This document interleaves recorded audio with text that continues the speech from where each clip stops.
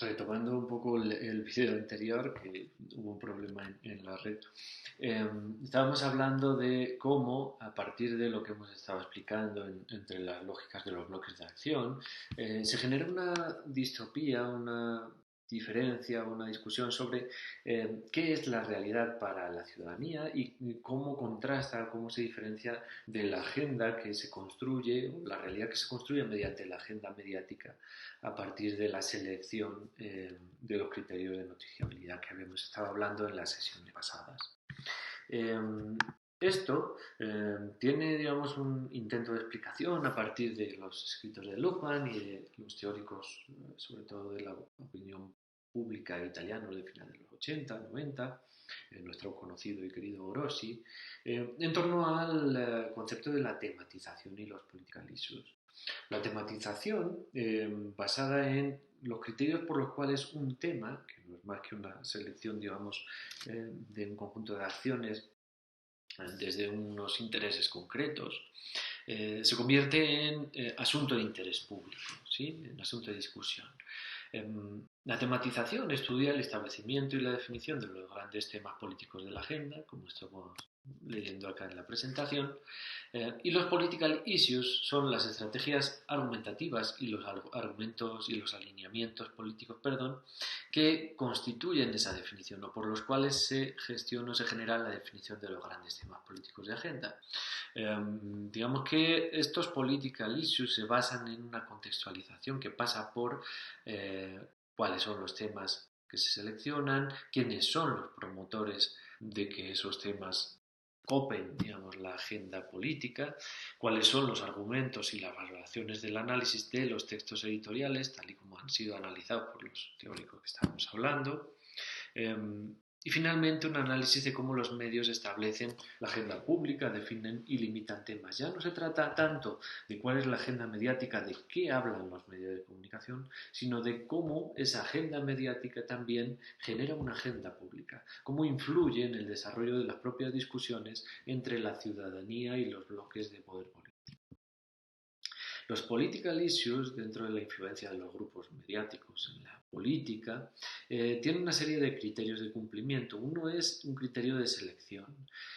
Para convertir un tema en tema público, en tema político, necesitamos que se genere un conflicto de intereses, a partir de la gestión de problemas y los actores que, digamos, inciden dentro de esa problemática. En un primer punto necesitamos que exista un grado de controversia social, ¿no? Pongan el ejemplo de lo que estábamos diciendo siempre, ¿no? Eh, el tema del aborto, el tema de la eutanasia, temas, digamos, de controversia social en el sentido en que son temas que no atañen a la agenda pública, son temas muy privados de cada uno, ¿verdad? Pero que por el grado de controversia social y la oportunidad para la elección política se convierten en temas públicos de discusión. En un segundo momento, una discusión y una argumentación que obliga a conocer y reconocer las posturas políticas para en un momento final, digamos, presentar o prever una serie de implementación de soluciones, ¿no? ¿Cómo vamos a solucionar esta problemática que nosotros mismos en gran medida hemos generado? Bueno, para eso tenemos que entender también cuáles son digamos, las dinámicas propias de los intereses políticos de los medios de comunicación, ¿no? Económicos, políticos. Cuando digo quién es el dueño de la información, lo digo en el sentido en que este ejemplo es interesante. Estos son los periódicos principales de España. Y en un momento dado, un día amanecieron con esta portada, que es la misma portada para todos. Una portada que el Banco Santander pagó para que todas las principales cabeceras de España llevaran en un día concreto. Eso es algo que a nivel de, digamos, garantía de la libertad de expresión y de la diversidad y la pluralidad de opiniones y puntos de vista es gravísimo. Pues una empresa privada, en este caso un gran banco de capital nacional, pero internacional, eh, contrata para a los cuatro principales periódicos para que lleven en su portada su propaganda. Eh, ¿Qué nos está diciendo esto? Al final, los dueños de la información no son solo los políticos o los medios de comunicación, sino el entablado o entramado empresarial que puede haber detrás también de la propia financiación de estos medios de comunicación. Digamos que para irnos un poquito atrás, para que veamos que no es algo, digamos, nuevo, la inversión publicitaria, por ejemplo, de los grupos de comunicación principales en España se la llevaban dos grandes empresas, como decíamos, dos grandes empresas que son beneficiadas por la relación con el propio bloque político que ayudó en el momento de la privatización de los medios de comunicación a que sus medios fueran los primeros y casi únicos en recibir las licencias de funcionamiento. En este caso, los tres primeros serían Grupo Planeta con Antena 3, Mediaset con Telecinco y Prisa pues con lo que fue Canal Plus, que era una derivada, una franquicia de Canal Plus de Francia. Eh, y a partir de la construcción de una posición, digamos, beneficiosa de mercado, después ya abrir el mercado cuando yo ya tengo una gran cantidad, digamos, ya estoy asentado. Eh, es interesante en el tema de hablar de medios de comunicación y de la tematización de los political issues, cómo estamos en un cambio de modelo que está marcado por la caída de las formas, digamos, analógicas.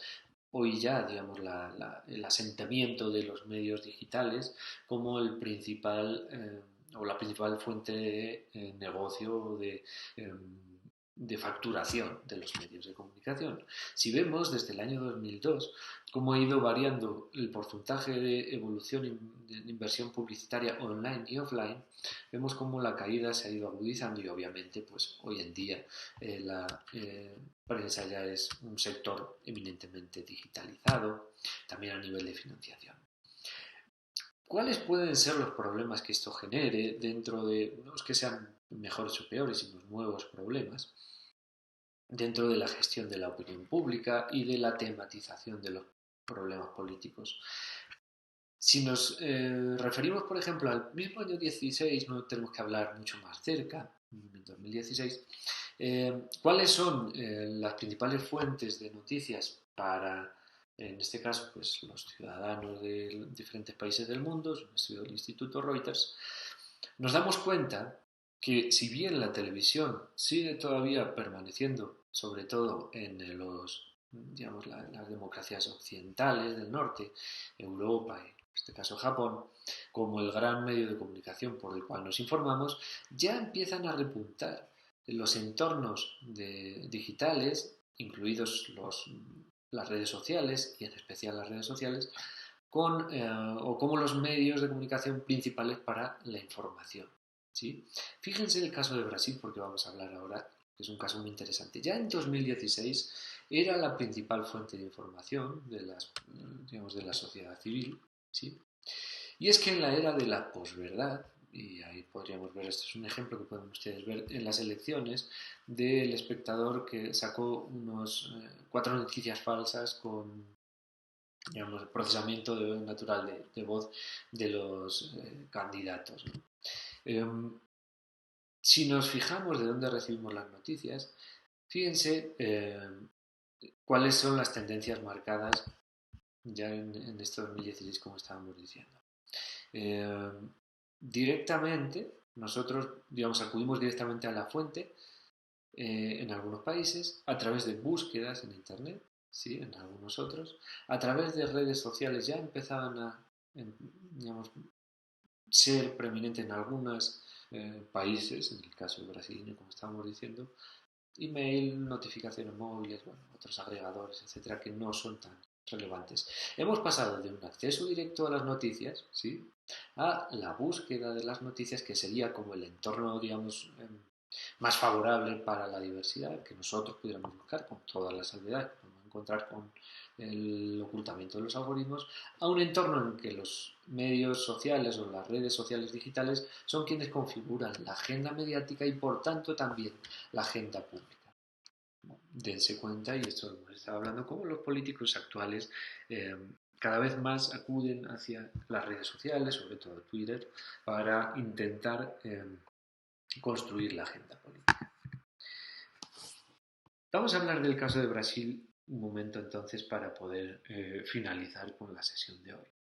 El caso de Brasil es interesante porque cuando Bolsonaro es elegido, en las primeras encuestas que se daban en la primera eh, vuelta de estas elecciones, antes de que Lula, digamos, fuera encarcelado y cuando era todavía el candidato del Partido de los Trabajadores, era Lula quien encabezaba las encuestas con más de un 40% de intención de voto directa, pero cuando Lula es procesado y condenado e inhabilitado para, obviamente, presentarse como candidato, aunque luego pasó lo que pasó, ¿no? Eh, y se presenta Fernando Haddad, es Bolsonaro quien recibe los apoyos, ¿sí? Y da la vuelta a las encuestas, digamos que recibiendo o heredando los apoyos del candidato Lula. ¿Por qué ocurre eso? ¿Por qué creen que puede ocurrir eso? Ya lo hemos hablado en algún momento. En situaciones de polarización social, en situaciones de crisis y de crisis sistémica y económica y de legitimidad de las propias instituciones, la búsqueda es por figuras de hombre fuerte. El hombre fuerte, o la mujer fuerte en este caso, pero igual son características muy machistas, marcadas, de paternalismo, yo y el pueblo, en fin, todas esas características del populismo que hemos hablado y que hablaremos más en profundidad en la próxima sesión, eh, a partir de estas, digamos, circunstancias socioeconómicas. Bolsonaro se presenta como ese hombre fuerte, digamos, en contra del establishment político, con frases como esta que estamos leyendo aquí: el error de la dictadura fue torturar y no matar, ¿sí?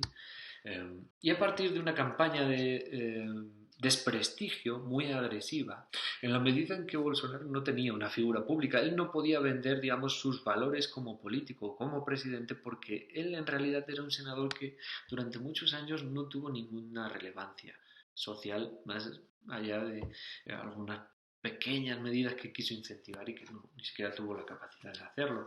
Bolsonaro era un político muy mediocre.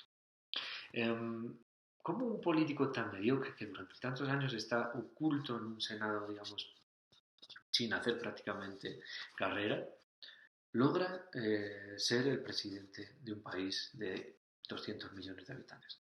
Bueno, la agencia de verificación de fact-checking más grande de Brasil, la agencia Lupa, hizo un estudio entre la primera y la segunda vuelta de las elecciones en Brasil a partir del dato que recibieron, por el cual los sondeos habían hecho, por el cual la mayor parte de los brasileños, el 60% de los brasileños, se informaba y, digamos, daba mayor legitimidad a la información que recibía por WhatsApp, ¿sí?, que a cualquier otro medio o forma de comunicación.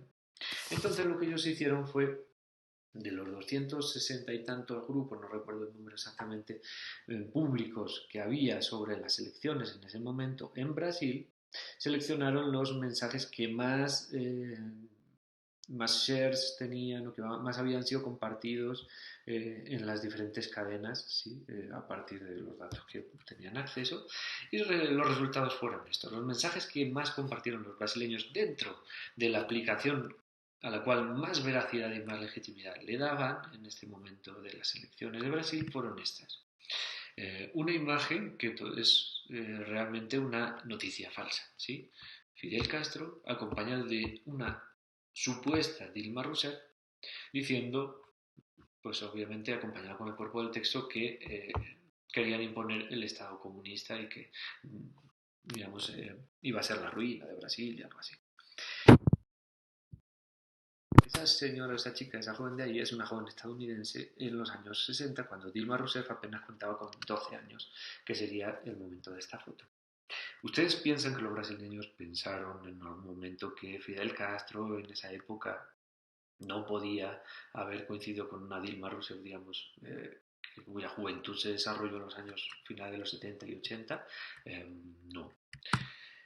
La segunda imagen más compartida a través de WhatsApp por los brasileños, con varios millones, fue, digamos, que está entre la posverdad y la noticia falsa. Una foto de Fernando Henrique Cardoso con Lula da Silva, los dos en un momento muy antiguo, durante la época, digamos, del líder sindical de Lula y de Fernando Henrique como político y seguramente en este momento como presidente. Ustedes saben que fue también candidato, acompañado de un texto en forma de bocadillo de cómic que decía algo así, eso, como si quisiéramos implantar el socialismo en Brasil, necesitamos fingir que nos oponemos, que somos contrarios al otro, que no queremos votar al enemigo, al otro candidato, que voten en mí y viceversa. A fin de cuentas, pensando que estoy votando a una oposición, ellos estarán siempre escogiendo el mismo proyecto. ¿Sí? Y un entendido grande. En Letras Rojas hablaremos de la multimodalidad y de cuáles son los valores, digamos, a nivel de persuasión de todos estos elementos. Esto lo que nos está diciendo es que no importa tanto la verdad, ¿sí? La verdad es que son dos candidatos totalmente opuestos, Lula da Silva, digamos, con un discurso socialdemócrata, Fernando Henrique es un líder de corte liberal, ¿sí? De centro derecha, digamos que no tiene eh, mayor entendimiento, siempre han sido rivales políticos, pero a Bolsonaro, como no tenía esa, como decíamos antes, ese recorrido que le permitiera, digamos, apelar en su campaña a la figura de hombre fuerte que quería establecer, lo que quería era deslegitimar o seguir horadando la deslegitimación de las instituciones y de los partidos políticos clásicos, en este caso el Partido Socialista y el Partido de los Trabajadores, a partir de digamos, la siembra de una duda que apela más a unas emociones, como hemos estado diciendo en estas estrategias de la posverdad, que a razones lógicas. Agarras una foto, la sacas de contexto, acompañas de un texto falso, ya tienes una noticia basada en la posverdad. No importa tanto que esto sea mentira, que luego salieran a aclararlo los diferentes actores de esta foto, da igual porque ya la gente duda. Si ya la gente estaba dudando y tú siempre más duda, generas todavía mayor, digamos, capacidad de reforzamiento de las posiciones ideológicas de estos individuos de esta opinión pública. ¿Cómo podemos pensar esto de manera estructural? Lo podemos pensar desde la teoría de las redes. Esta es un ejemplo real de la red de difusión de la felicidad en un pueblo de Estados Unidos, donde se hizo un estudio transversal de más de 30 años. Los colores azules, ¿sí?, son aquellos que son menos felices, los verdes son, digamos, tienen una felicidad, un nivel de felicidad intermedio, los amarillos son muy felices. Si se dan cuenta, aquí vemos algo que es curioso. Los que son poco felices están agrupados en torno a otros sujetos que también tienen poco o bajos niveles de felicidad, mientras que los que tienen altos niveles de felicidad también se rodean e interactúan con gente que tiene altos niveles de felicidad. Esto, dentro de la teoría de redes, es una propiedad que se llama homofilia. Y normalmente, digamos, las redes que además son eh, como decir, son cooptadas por ciertas formas, mecanismos de control, suelen generar o son tendentes a reproducir altos niveles de homofilia precisamente porque en la inclusión de temáticas y perspectivas propias existen filtros que ayudan a configurar cuáles son los intereses que, en este caso, aquel que puede controlar esos filtros quiere que los sujetos, la opinión pública, los diferentes grupos, sus redes, intereses propios. Y dejen de recibir, y en el caso de las redes digitales es muy fácil porque es lo que hacen los algoritmos de las redes sociales en general, dejen de recibir noticias que pueden ser inoportunas, que pueden ser incómodas, que pueden contradecir los intereses y las perspectivas propias. El problema es que sin esas otras perspectivas nosotros no tenemos capacidad de pensamiento y reflexión crítica. Si solo recibimos aquello sobre lo que creemos estar muy seguros, lo único que hacemos es asegurar más nuestra posición. Y ya no importa si, digamos, contradice o no la realidad, porque solo estamos recibiendo ese tipo de informaciones y ese tipo de insumos que lo único que hacen es reforzar nuestros posicionamientos políticos. Ese es el problema de la posverdad relacionada con las redes sociales digitales. Y esto es un vídeo muy ilustrativo de precisamente cómo funciona dentro del entorno digital estos, digamos, esta apuesta por los niveles de homofilia y sobre todo a partir de esa apuesta cómo eso genera digamos, una expansión de los niveles de polarización política. Estos son los nodos que representan los diferentes blocs políticos de Estados Unidos. ¿Sí? Y miren cómo, vamos a pararlo un momentito, cómo a partir de la aplicación de un modelo de simulación de agentes, en este caso a partir de los datos que reciben de interacciones, ¿sí? de los propios usuarios de estos blogs, cómo en un entorno, digamos, mezclado en el que se inicia en un primer momento, lo que se va a generar son la gestión de redes totalmente diferenciadas que cada vez van a generar mayores niveles tanto de homofilia como de polarización. ¿Sí? Los que son más de derecha van a, digamos, recibir solo noticias o insumos que están asociados a su posicionamiento político y se van cada vez a derechizar más precisamente en la medida en que refuerzan sus posicionamientos, y los que son de izquierda lo mismo, recibirán solo sus posiciones políticas y reforzarán sus posicionamientos, con lo cual estos digamos vínculos de diálogo, estas interacciones que deberían ser fomentadas precisamente por el servicio público que se supone la información cumple, son precisamente aquellos que se van destruyendo a partir de la preeminencia de entornos digitales con unas características muy concretas que tampoco vamos a hablar hoy, ¿no? En este sentido. Bueno, digamos que esto me ayuda, y aquí tienen el caso de Cambridge Analytica, y podemos hablarlo la semana que viene, y de cómo la gestión de la opinión pública a partir de también el caso de la FCC y la neutralidad de la red y la utilización de bots, cómo a partir de estos ejemplos y de una nueva gestión de la opinión pública, eh, estamos en un entorno en el que los nuevos desafíos también configuran nuevas problemáticas en torno a esa relación entre la política y la ciudadanía, sin abandonar las antiguas problemáticas que venimos arrastrando también desde la gestión misma de los estados de las democracias liberales. ¿Sí?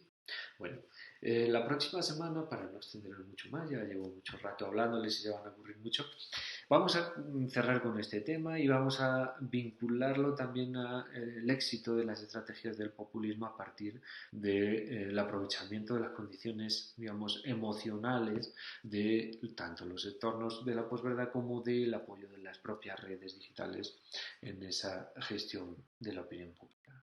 Bueno, ya saben que no, digamos, una vez vean este vídeo pueden leer los textos que están acompañando en las sesiones, pueden ver las presentaciones que están cargadas también con las fechas en las carpetas compartidas, y a partir de ahora también encontrarán las preguntas en el foro y las diferentes tareas.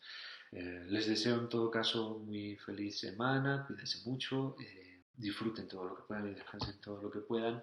El próximo jueves nos seguimos viendo, y cualquier duda, ya saben, yo les voy a estar aquí pendiente para cualquier problema que necesiten solucionar, cualquier cosa que surja en torno a los contenidos de la clase o lo que tengan ustedes que contarme. Yo estoy muy pendiente, ya saben, los jueves de 7 a 10 voy a estar aquí clavado frente a la computadora solo para atender a esos problemas, y el resto de la semana, digamos, con el resto de trabajo que tenemos, también sacaré tiempos concretos para poder responderles. Así que nada, muy buena semana y nos vemos el próximo jueves.